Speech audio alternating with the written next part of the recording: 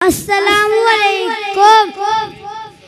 മദീനയിൽ ചെന്നാൽ ഞാനെങ്ങനെ പിരിയും? മഹമൂദെ കണ്ടാൽ ഞാനൊന്ന് തളരും. മനസ്സേ മനസ്സേ മതിയാകുമോ?